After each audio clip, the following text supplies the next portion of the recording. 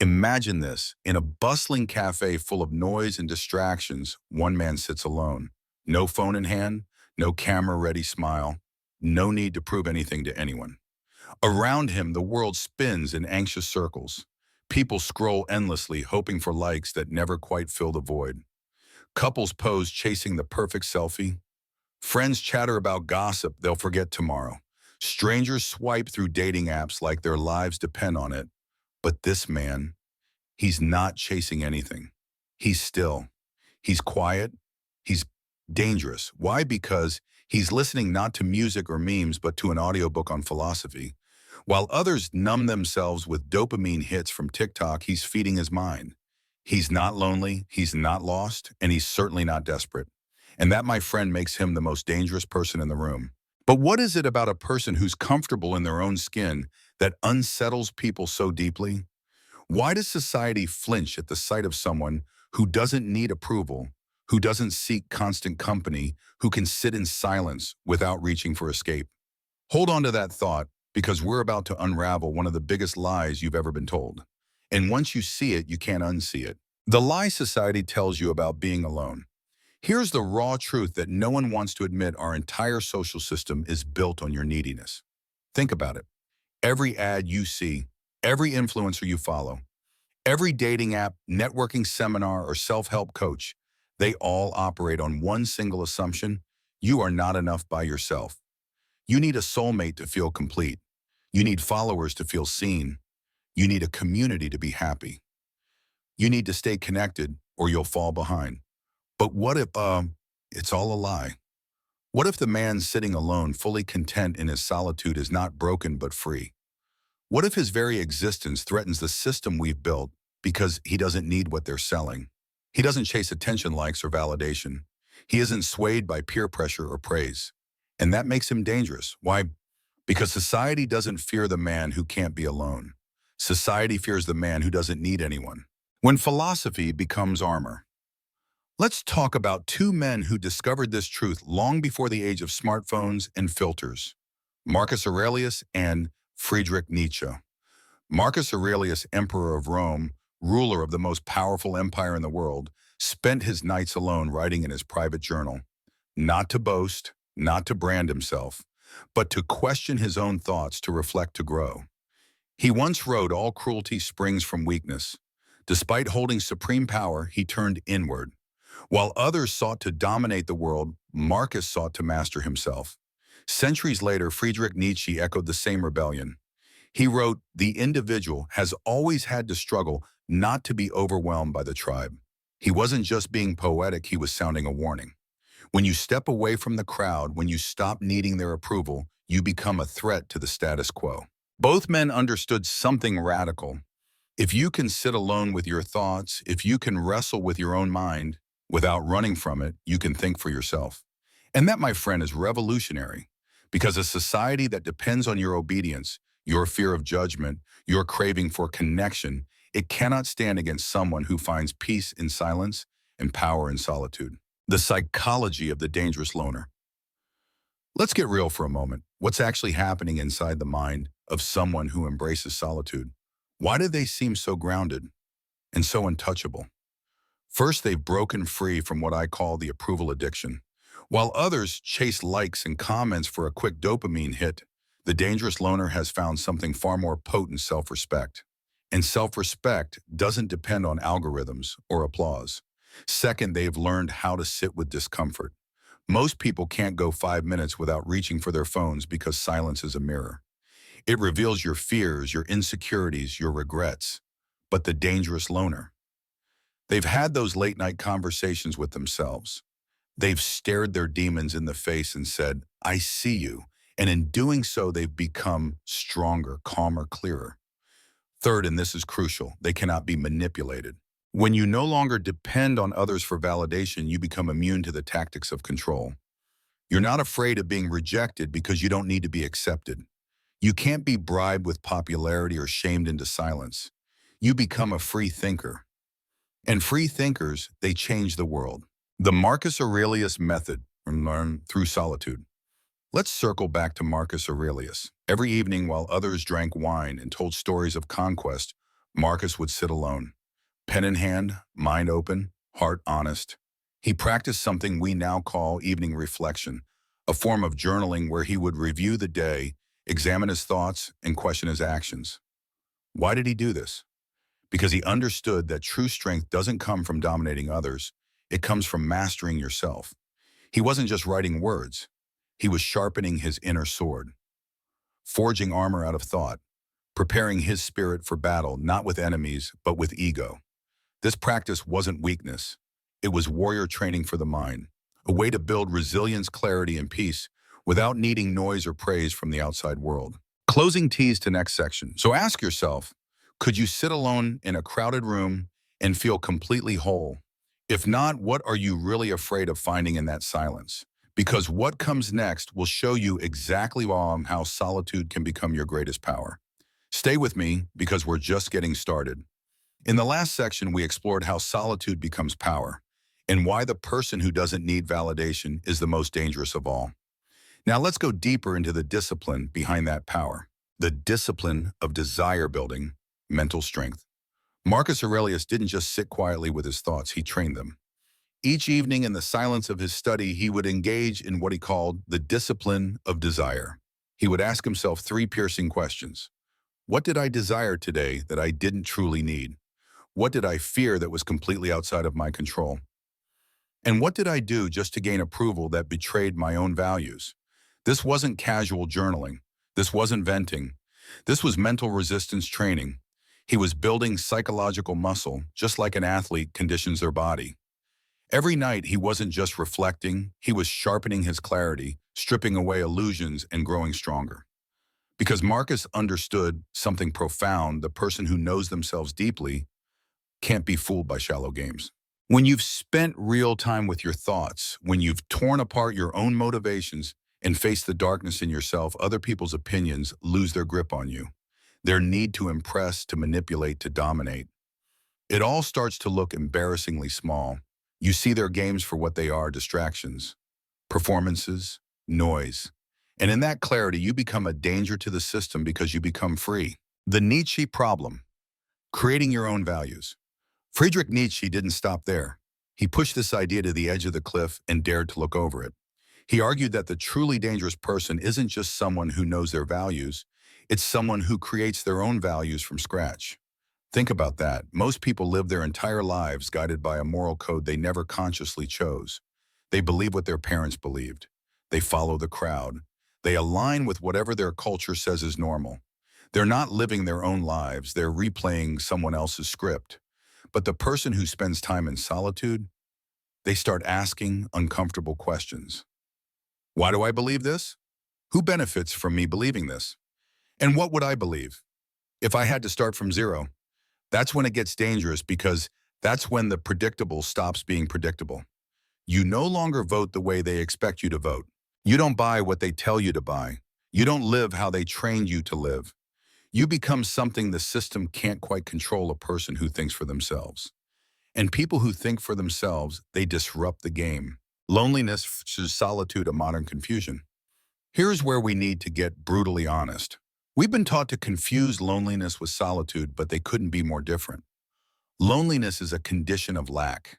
It's the ache of feeling incomplete, the sense that you're missing something or someone. It's a hunger for connection that you don't know how to fill. Solitude, on the other hand, is a condition of wholeness. It's the art of enjoying your own company.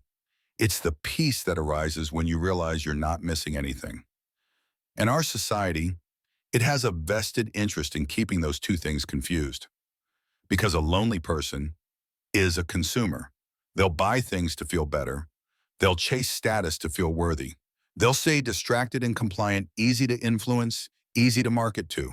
But a person who embraces solitude, they're not looking for validation. They're not buying your promises. They're not numbing themselves with noise. They're thinking, reflecting, waking up, and thinking people they're dangerous to systems built on obedience and distraction. The four pillars of dangerous solitude. After studying the lives of both Marcus Aurelius and Nietzsche, four foundational principles emerge, four traits that make solitude not just powerful, but dangerous to the world as we know it. 1. Radical self-honesty. The dangerous loner doesn't sugarcoat reality, not even with themselves. They ask the hard questions. They confront their own motivations. They don't lie to themselves to feel better, they face themselves to grow stronger. This kind of honesty makes them immune to manipulation. They can smell a lie from across the room. They don't fall for charm or cleverness or social games. They see through it all. 2. Value independence. They've crafted a personal code built not on tradition, but on reason, experience, and truth. That doesn't make them immoral. In fact, they're often more moral than the average person. But their morality doesn't come from guilt or peer pressure. It comes from deep alignment with their own truth. You can't control someone like that with shame. You can't guilt them into silence. They act from principle, not popularity. 3. Emotional self-sufficiency. They have learned to manage their inner world. They don't need your affection to feel worthy. They don't need applause to feel good. Their emotional center isn't out there, it's in here. This makes them extremely difficult to manipulate. They don't break when rejected. They don't beg for attention. They carry their own peace. 4. Intellectual courage. This one is rare and powerful. They're willing to think thoughts most people avoid. They question beliefs others take for granted. They go where the evidence leads, even when it's uncomfortable. This makes them dangerous because they can't be silenced by social shame. They'll speak truth even when it costs them popularity, even when it means standing alone. The price of being dangerous. Let's not sugarcoat it.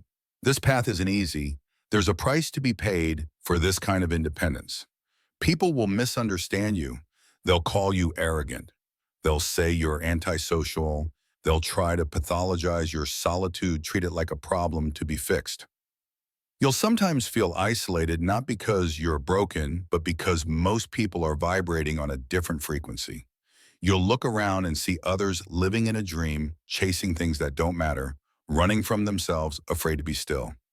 And yes, that difference can feel lonely, but it's not loneliness. It's clarity. And clarity, that's the beginning of real power. In the last section, we uncovered a powerful truth. When you cultivate solitude, when you stop needing validation, you become a threat to the system. But that freedom, it comes at a cost. Why independence feels dangerous to others? The truth is not everyone will celebrate your growth. Some will quietly drift away. Some will push back. And some will feel threatened. Why? Because people who are invested in your neediness, whether they know it or not, will be uncomfortable with your independence.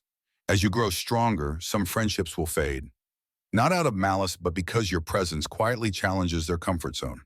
Some family members may not know how to relate to the new version of you.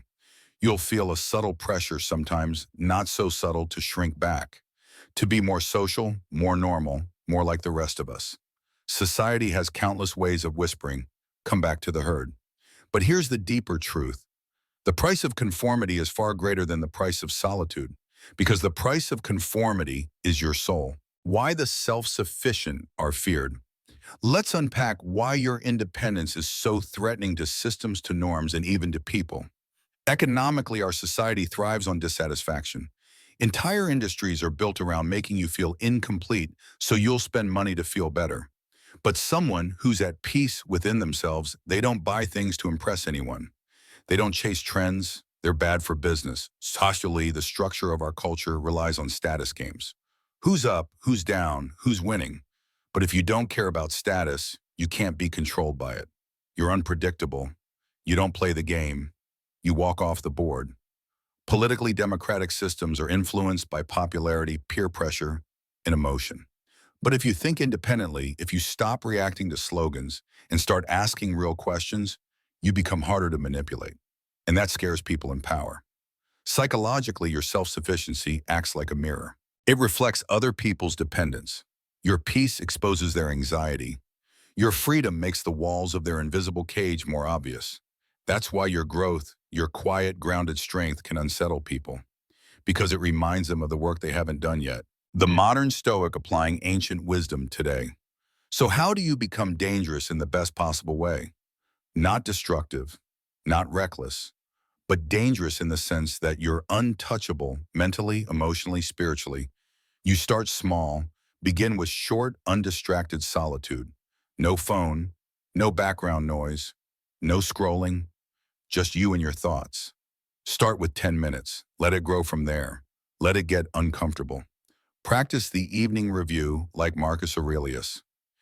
Each night ask yourself, what did I do well today? Where did I fall short? What did I learn about myself? No judgment, just observation. Question your beliefs like Nietzsche. Regularly stop and ask, do I believe this because it's true or because I was told to? Don't blindly follow tradition. Don't accept the crowd's logic. Think for yourself.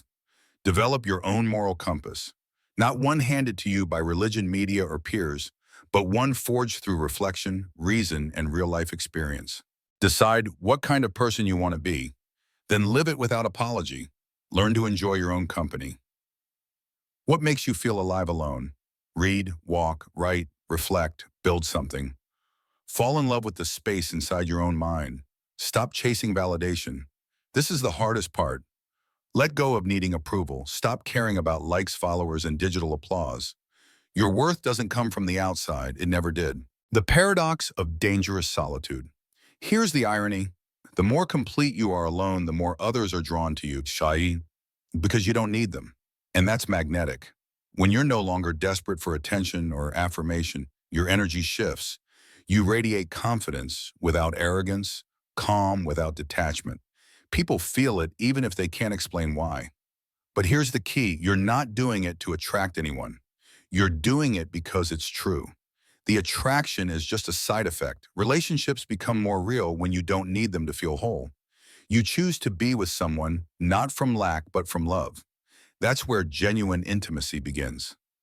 Friendships deepen when they're not based on loneliness, but on shared respect. No expectations, no performances, just connection. Work becomes more fulfilling when you're no longer chasing approval. You're not performing, you're creating. You're not trying to please. You're trying to build something that matters. And life itself becomes richer because you're no longer living for applause. You're living for truth. The call to dangerous living. So here's my challenge to you.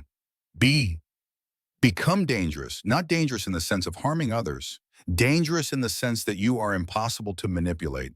Dangerous because you think clearly, live honestly, and walk your own path. Dangerous because you've become whole. A person who has their own values, their own voice, their own source of peace. That's who the world needs now. The world doesn't need more obedient followers. It needs people who can't be bought, who can't be guilted, who won't be silenced. We need more people who can sit quietly with their own thoughts and not flinch. We need more people who are dangerous. If this message hits you hard like it hit me the first time I realized it, then I want you to do something. Share it. Send it to someone you know needs to hear it, because the algorithm won't push content like this unless you show it matters. Drop a comment below. What's one belief you've carried your whole life that you never chose for yourself? What's one area where you've been chasing validation instead of developing self-respect? Let's talk. Let's go deep. And remember, in a world full of people desperate to belong, the most radical act is learning to stand alone. Stay dangerous, my friends.